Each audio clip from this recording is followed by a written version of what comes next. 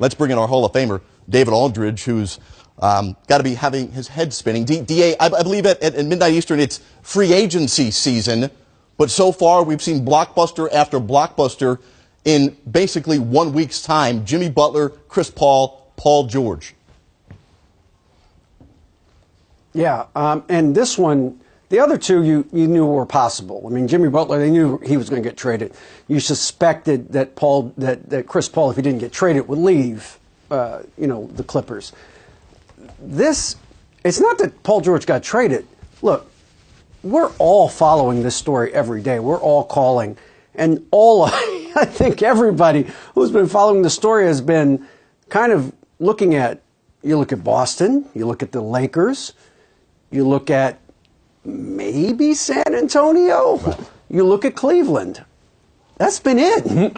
Nobody said OKC. Okay? Nobody had OKC on the radar. Nobody. I'll tell you this, Jared. This afternoon, somebody told me very strongly that they had heard that OKC was talking to and was getting close to sending Enes Kanter to Sacramento. And you go, wow, well, that makes sense. It gives them some cap room. Maybe they'll go after Blake Griffin. That got shot down real quick. That's not happening. Nobody had this one coming, though. I got to tell you, this is it's a stunner. And it's a stunner because, no disrespect to Victor Oladipo and Sabonis, who are two good young players, but when you hear multiple first-round draft picks, I got to have all-star caliber players coming back in a trade, or I got to have young star players coming back. This is not what you expected would be dealt for Paul George. So we knew this weekend was going to be pressure-packed for Danny Ainge no matter what. Let's now throw Magic Johnson in there, who felt like he was going to get Paul George no matter what at the end of the year. Now OKC has the ability to give that fifth year, that extra $40 million that Magic won't be able to offer if he enjoys playing with Russell Westbrook. Right. There are two tradition-rich franchises that right now are in panic mode or trying to figure out what their next move is because their plans have severely changed. Well, I wouldn't say that just yet, Jared. Now, keep this in mind now. Russell Westbrook has been or will be offered the full, the veteran player exception. He hadn't signed it yet, as far as I know. Sure. So until he signs it, until he tells them he's coming, he's a free agent in a year. Same as Paul George.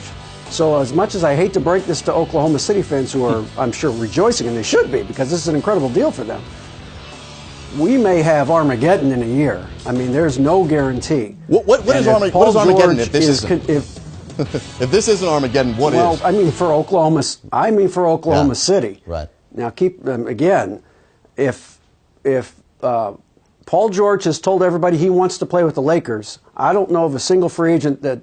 Well, I shouldn't say that. Very few free agents these days go to a place by themselves. They usually have one or two other superstars coming with them.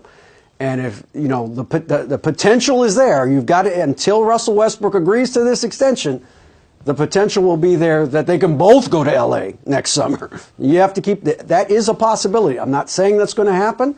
They may both sign in Oklahoma City and stay there the rest of their careers, but it could go one way, it could go the other way. So that's something that you're going to have to keep. It will be there and it will be in the ether until Russell Westbrook says, no, I'm signing this extension, I'm staying in Oklahoma City. Well, DA, if the possibility of Armageddon is in a year from now in OKC, maybe fair to say it is a firestorm on Twitter right now among those who are criticizing Danny Ainge for not being more aggressive. What is the takeaway here, and what does Danny Ainge now do? He's been touting all these assets.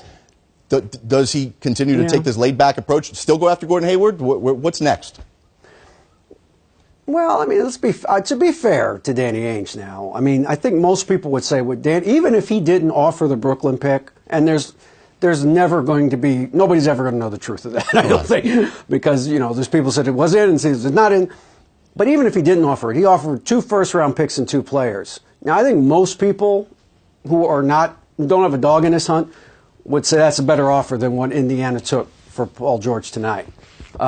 So I think he made a better offer. They didn't take it. Now, I'm guessing, because I'm talking to you right now and not on the phone with people, I'm guessing Indiana said, hey, we have a chance to get this guy out of the East, let's do it. I think that was a primary motivation for this team. to get him out of the Eastern Conference as quickly and quietly as possible. And maybe they didn't get everything they could have gotten from other teams, but for whatever reason, they liked this offer more. And look, Oladipo played at Indiana for 2 years. Sell some tickets. So obviously he's got some, yeah, well, I don't know. Well, maybe sells tickets, but people know him. He's a known quantity there. He was a good player at Indiana. And Sabonis is a guy that a lot of people think has a chance to be a good player in this league at some point as a starter. So you're younger, you can run, you can try to run at least now. But I don't think there's any question in my mind, and I will continue to work this as the night goes on, that Indiana said, we're not going to give Boston a chance to build a dynasty with Paul George and have to face this for the next 6 or 7 years. We're going to get him out of here.